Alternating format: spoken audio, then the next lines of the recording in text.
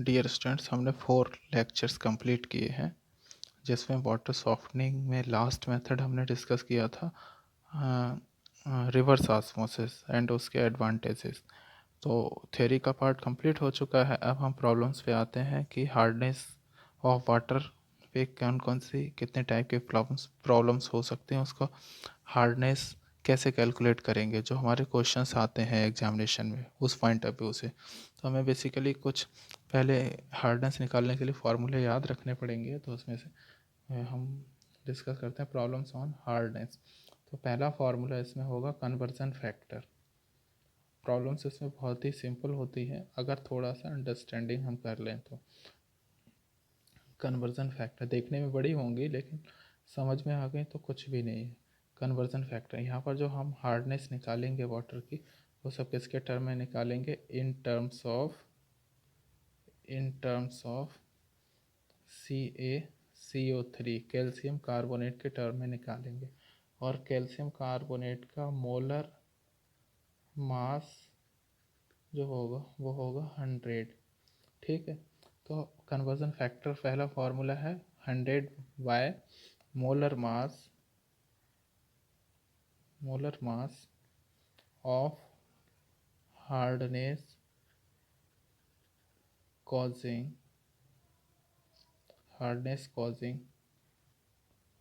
Substances. 100 कहाँ से आया? ये कैल्शियम कार्बोनेट के टर्म में निकालना है, उसका मोलर मास होगा वो 100 रहेगा, तो वो ले लिया है। और जो हार्डनेस को कॉज करेंगे सब्सटेंस, उसका मोलर मास ले लेंगे यहाँ। तो पहला फार्मूला ये रहेगा। दूसरा फार्मूला रहेगा इक्विवेलेंस ऑफ CaCO3, और इसको कहेंगे हार्डनेस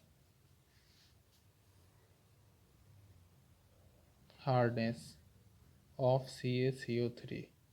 ठीक है, ये निकालेंगे तो इसका फार्मूला है, ये है वेट ऑफ हार्डनेस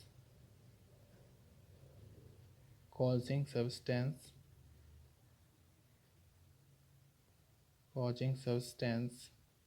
तो weight of hardness causing substance into conversion factor दूसरा फार्मूला है।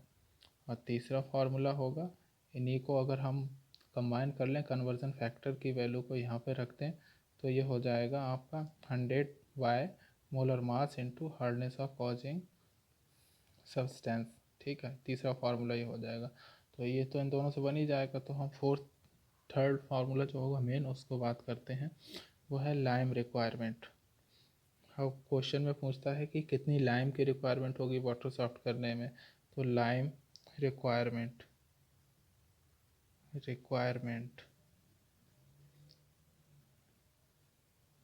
रिक्वायरमेंट फॉर सॉफ्टनिंग, वाटर को सॉफ्ट करने के लिए कितनी लाइम की रिक्वायरमेंट होगी, लाइम क्या होता है? Basically calcium hydroxide.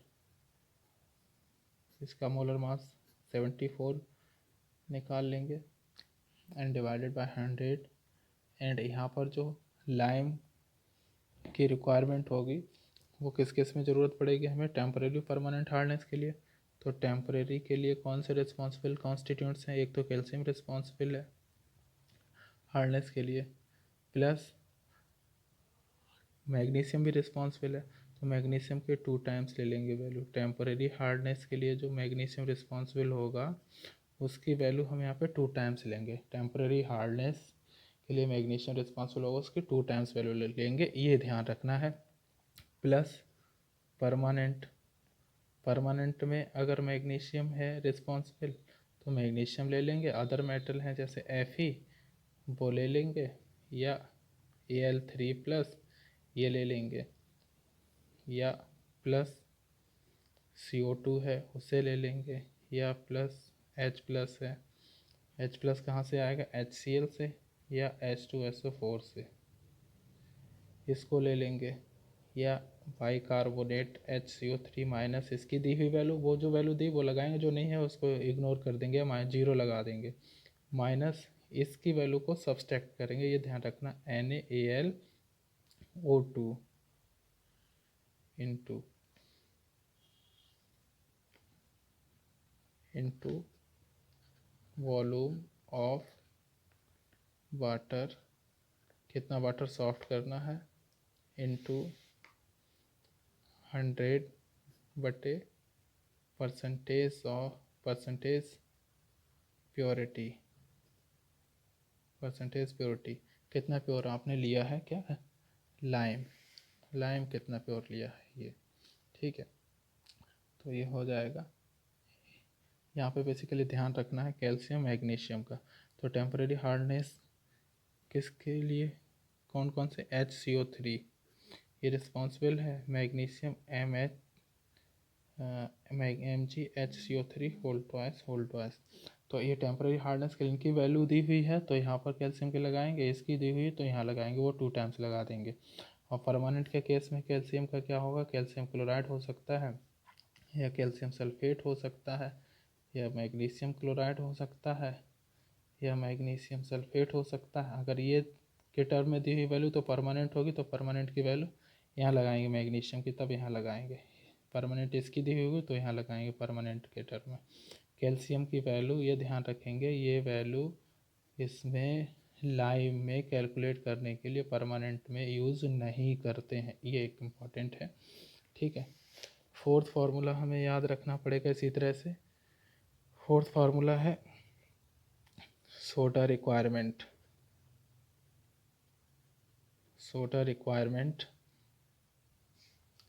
तो fourth formula soda requirement for water softening. तो सोडा जो होता है उसका फार्मूला होता है Na2CO3, Na2CO3 Na2CO3, इसका मोलर मास निकालेंगे, तो ये मोलर मास निकालेंगे तो ये आएगा 106, तो भाई 106 लिया डिवाइडेड बाय 100 कैल्शियम कार्बोनेट का मोलर मास उसके टर्म में निकालना है। अब यहाँ पर सोडा रिक्वायरमेंट के लिए कितना वाटर सॉफ्ट करने के लिए हमें चाहिए, सोडा रिक्वायरमेंट यानी कि वाटर सॉफ्ट करने के लिए हमें कितनी सोडा रिक्वायरमेंट होगी, सोडा की रिक्वायरमेंट होगी, तो वो उसमें क्या है, परमानेंट की जो वैल्यू दी, परमानेंट हार्डनेस के लिए कैल्शियम मैग्नीशियम की वैल्यू दी, अदर मेटल एल्यूमिनियम आयरन की वैल्यू वो उसको रख देंगे यहाँ पर टेम्परेरी की वैल्यू नहीं लेंगे, ये ध्यान रखना है, ठीक है।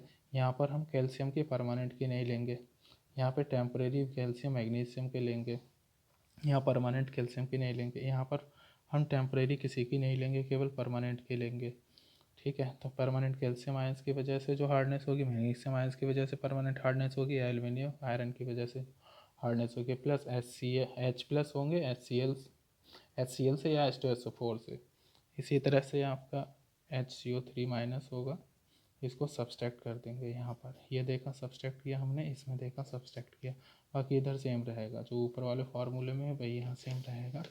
क्या है यहाँ पर, volume of water into 100 divided by percent purity, कितना आपने जो सोडा लिया है उसकी प्योरिटी कितनी है, ये सोडा की कितनी प्योरिटी है वो, ठीक है। तो ये फार्मूले हमारे पास 4 फार्मूले रहेंगे जो कि बहुत ही इंपॉर्टेंट फार्मूले, इनको याद होना चाहिए, तभी हम फार्मूले लगा सकते हैं, क्वेश्चन लगा सकते हैं।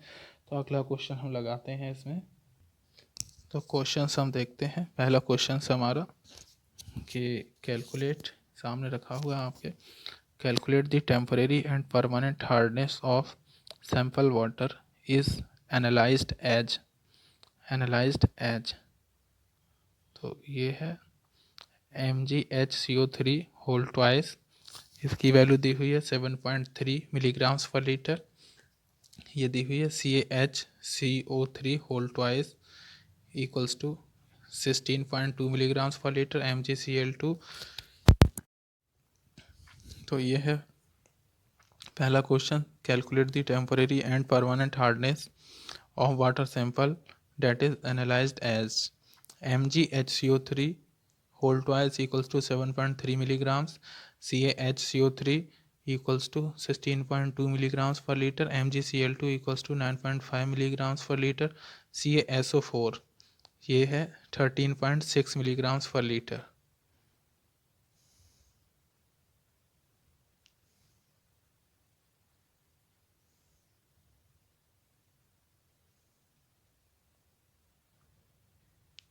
ये वैल्यू दी हुई है इसमें। ये क्वेश्चन ईपीटीओ के एग्ज़ाम में आया हुआ है, इसको कैसे सॉल्व करेंगे ये देखना हमें।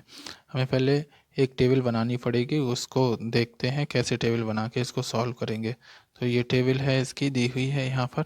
ये मैंने आपको टाइप करके भेजा है पीडीएफ फॉर्म में, आप अपने व्हाट्सएप ग्रुप पे देख सकते हैं, ईमेल चेक कर सकते हैं। ये सबसे पहले हमें टेबल बनानी पड़ेगी। ये टेबल हमें बनानी पड़ेगी 5 कॉलम के, 1 2 3 4 5 कॉलम।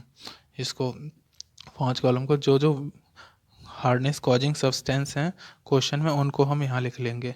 MgHCO3 का होल ट्वाइस, CaHCO3 का होल ट्वाइस, MgCl2 का whole MgCl2 and CaSO4 hardness causing substance हम यहाँ लिख लेंगे।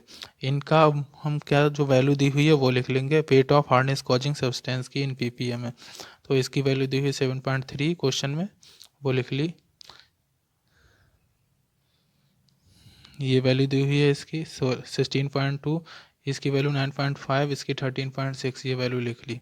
ठीक है, अब हम क्या करेंगे, इसका हार्डनेस कॉजिंग सब्सटेंस का मॉलिक्यूलर वेट निकालेंगे। मॉलिक्यूलर वेट कितना है MgHCO3 होल ट्वाइस का 146, इसका मॉलिक्यूलर वेट 162, इसका मॉलिक्यूलर वेट 95, इसका मॉलिक्यूलर वेट 136। ये निकालेंगे। हमें 5 कॉलम्स बनाने पड़ेंगे, ये ध्यान रखना है, टेबल बनाएंगे। अब हम निकालेंगे, पहला फार्मूला लगाएंगे, इसमें कन्वर्जन फैक्टर निकालेंगे। तो कन्वर्जन फैक्टर का formula 100 upon molar mass of hardness causing substance. तो 100 वो आ गया, और हार्डनेस कॉजिंग सब्सटेंस कौन सा ये है, इसका मोलर मास ये है, तो 100 अपॉन 146 हो गया। इसी तरह से इसका निकालेंगे कन्वर्जन फैक्टर, तो ये हो जाए 100 अपॉन इसका मोलर मास 162। इस तरह से इसका निकालेंगे कन्वर्जन फैक्टर 100 अपॉन 95। इस तरह से इसका निकालेंगे 100 अपॉन इसका मोलर मास 136। तो ये आ गया कन्वर्जन फैक्टर, यानी कि फर्स्ट फार्मूले के अकॉर्डिंग। अब सेकंड फार्मूला हम लगाएंगे इसमें। तो सेकंड फार्मूला है यहाँ पर ये equivalence of CaCO3 in ppm। तो इक्विवेलेंस निकालने के लिए फार्मूला है आपको पता, जो है उसका जो वैल्यू दी हुई है वो 7.3। ये वैल्यू, ये देखेंगे फार्मूला यहाँ पर जो हमने थर्ड फार्मूला बनाया है, ये जो है ये third formula, wait of hardness causing substance into molar mass upon molar mass of hardness causing substance into 100। तो ये जो थर्ड फार्मूला कहाँ से आया, यहाँ से इक्विवेलेंस, ये इक्विवेलेंस ऑफ कैल्शियम कार्बोनेट। तो weight of hardness causing substance into conversion factor, ये फार्मूला लगाएंगे इक्विवेलेंस निकालने के लिए। तो वही है लास्ट वाला कॉलम में, equivalence of CaCO3 in ppm। Equivalence में तो weight of hardness causing substance into conversion factor. तो वेट कितना दिया हो 7.3, कन्वर्जन फैक्टर 100 अपॉन 146। तो 100 अपॉन 146 इक्वल्स टू आ गया, ये सॉल्व किया तो 5 ppm। इसी तरह से wait of hardness causing substance ये है वेट इतना, और उसका कन्वर्जन फैक्टर ये 100 अपॉन 162 आ गया 10 ppm। इसी तरह से हम निकालेंगे इक्विवेलेंस इसका MgCl2 का। MgCl2 की जो वेट दिया हुआ वो 9.5 दिया हुआ है, और 100 अपॉन कन्वर्जन फैक्टर 95 ये, तो इसको रख दें 100 अपॉन 95 10 ppm। इसी तरह से हम CaSO4 का निकालेंगे इक्विवेलेंस। तो इसका ये आ गया weight of hardness causing substance into 100 by 136 equals to 10 ppm, ये आ गया। तो यहाँ पर हम देखेंगे 4 हमारे कॉन्स्टिट्यूंट्स हैं, ये तो टेम्परेरी हार्डनेस के लिए रिस्पॉन्सिबल हैं, ये 2 परमानेंट हार्डनेस के लिए रिस्पॉन्सिबल। तो टेम्परेरी हार्डनेस हम निकालेंगे, और कार्बोनेट हार्डनेस ये 5 + 10, तो ये आ गई 5 + 10 इक्वल्स टू 15। तो टोटल कितनी हो गई हमारी 15 ppm हो गई। ये थोड़ा गलत हो गया, 1 हो गया यहाँ पे, 15 हो गई ये। ठीक है, अब टोटल परमानेंट हार्डनेस निकालनी हमें। तो परमानेंट हार्डनेस इसकी वजह से है, तो ये कितनी आ रही है 10 + 10, 10 + 10 इक्वल्स टू 20 ppm होगा। तो टेम्परेरी हार्डनेस ये है, परमानेंट हार्डनेस ये है, टोटल हार्डनेस कैसे आ जाएगी टेम्परेरी परमानेंट को जोड़ के। तो टेम्परेरी परमानेंट को जोड़ दिया, 15 ये प्लस 20 ये 35 ppm। तो ये आंसर हो जाएगा टोटल हार्डनेस का। अगला क्वेश्चन है बिल्कुल जैसे किया है वैसे ही है, सिमिलर एज अबव, जैसे ऊपर किया वैसे सेम क्वेश्चन है, ये ऐसे करना है आपको खुद। तीसरा क्वेश्चन लगाते हैं, दूसरा आपको खुद करना पड़ते हैं। A sample of water is found to contain following dissolving salts in milligrams, यहाँ ppm की जगह मिलीग्राम्स में दिया per litre. MgHCO3 whole twice 73 and CaCl2 is the 111 and CaHCO3 whole twice 81, MgSO4 40 and MgCl2 95. Calculate temporary and permanent hardness and total hardness, permanent hardness, temporary hardness and total hardness तीनों निकलवा रहे हैं यहाँ पर। तो वही हम table बनाएंगे। टेबल में हमें 5 कॉलम्स बनाने, 1 2 3 4 5। पहले हम ले लेंगे हार्डनेस कॉजिंग सब्सटेंस जो दिए हैं इसमें। तो हार्डनेस कॉजिंग सब्सटेंस एक ये दिया है, ये ले लिया, ये दिया है, ये ले लिया, ये दिया है, ये ले लिया, और ये दिया है MgSO4 ले लिया, MgCl2 दिया है, MgCl2 ले लिया ये ठीक है। हार्डनेस कॉजिंग सब्सटेंस आ गया। दूसरा है weight of hardness causing substance. जो हार्डनेस कॉजिंग सब्सटेंस इनका वेट कितना दिया है, MgHCO3 का 73 दिया है, वो ले लिया। यहाँ पर CaCl2 का 111 दिया, 111 यहाँ ले लिया। इस तरह से इसका दिया है 81, तो 81 ले लिया यहाँ पर। इसका दिया है MgSO4 का 40 ले लिया यहाँ पे। MgCl2 का 95 ले लिया। अब इसका हम निकालेंगे molecular mass of hardness causing substance. जो सब्सटेंस उनका मास, तो इसका मास 146 है, इसका मास 111 है, 111 है, दिख नहीं रहा, इस तरह से देख लो, 111 है, ठीक है। अब यहाँ पर जो है ये जो है इसका मॉलिक्यूलर मास 162, इसका मॉलिक्यूलर मास 120, इसका मॉलिक्यूलर मास 95। अब कन्वर्जन फैक्टर निकालना। कन्वर्जन फैक्टर के क्या है, वही है 100 अपॉन मॉलिक्यूलर मास। तो 100 अपॉन इसका मॉलिक्यूलर मास, 100 अपॉन इसका मॉलिक्यूलर मास, 100 अपॉन इसका मॉलिक्यूलर मास, 100 अपॉन इसका मॉलिक्यूलर मास, 100 अपॉन इसका मॉलिक्यूलर मास। तो ये आ गया कन्वर्जन फैक्टर। और इक्विवेलेंट हार्डनेस निकाल ली हमें, तो क्या हो जाए, wait of hardness causing substance into conversion factor. तो वेट कितना दिया हुआ 73, तो 73 आ गया इनटू कन्वर्जन फैक्टर कितना, ये 100 अपॉन 146। इसको सॉल्व कर लिया, 50 मिलीग्राम्स पर लीटर आ गया। इसी तरह से हम इसका निकालेंगे कन्वर्जन फैक्टर इक्विवेलेंस। तो इक्विवेलेंस इसका वेट कितना दिया 111 है। एक wait of hardness causing substance formula जो हमारा दूसरा इनटू कन्वर्जन फैक्टर 100 अपॉन 111 है, ये वाला, ये आ गया आपका 100 मिलीग्राम्स पर लीटर, ठीक है। इसी तरह से हम यहाँ पे इसके निकाल लेंगे equivalence wait of hardness causing substance into conversion factor, ये सॉल्व कर लेंगे, आ जाएगा। इसी तरह से इसका निकालेंगे इक्विवेलेंस, तो weight of hardness causing substance into conversion factor, ये आ गया। तो इसका वेट इंटू कन्वर्जन फैक्टर, तो वेट इंटू कन्वर्जन फैक्टर ये आ गया। तो हार्डनेस ये आ गई। तो हार्डनेस आपकी ये टेम्परेरी हार्डनेस के लिए रिस्पॉन्सिबल है। Bicarbonate calcium chloride, calcium sulphate, magnesium chloride, किसके लिए, परमानेंट हार्डनेस के लिए रिस्पॉन्सिबल है। तो इसकी वैल्यू को यहाँ 50 और इसकी वैल्यू को यहाँ 50, इन दोनों को ऐड कर लेंगे तो टेम्परेरी हार्डनेस निकल आएगी। तो ये टेम्परेरी हार्डनेस आ गई। टेम्परेरी हार्डनेस टोटल 50 + 50, इसको कार्बोनेट हार्डनेस भी कहते हैं। तो कितनी होगी टेम्परेरी हार्डनेस, कितनी होगी 100 मिलीग्राम्स पर लीटर, या मिलीग्राम्स पर लीटर यूनिट हमने पढ़ी है कितनी, ppm है, तो वही ppm हो जाएगा। अब हमें निकालना परमानेंट हार्डनेस, जिसको नॉन कार्बोनेट हार्डनेस भी कहते हैं। तो नॉन कार्बोनेट हार्डनेस कितनी है यहाँ पर दी हुई, 100 प्लस ये दी हुई है कैल्शियम क्लोराइड की 100 एंड MgSO4 की 33.3 एंड MgCl2 की 100।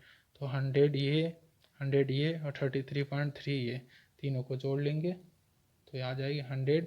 ये यहाँ पे कुछ गलत टाइप हो गया, 100 प्लस वही आ जाएगा आपका ये 100 प्लस 33.3, तो हो जाएगा आपका 233.3, ठीक है। और टेम्परेरी हार्डनेस टोटल निकाल लेंगे, टोटल को इसको जोड़ लेंगे 100 की, और यहाँ 233.3 आई उसको जोड़ लेंगे तो टोटल हार्डनेस आ जाएगी परमानेंट हार्डनेस। इस तरह से हम इसको सॉल्व कर लेंगे। तो ये हमारा क्वेश्चन है, 3 क्वेश्चन। चौथा क्वेश्चन हम अगले वीडियो में सॉल्व करेंगे, ठीक है।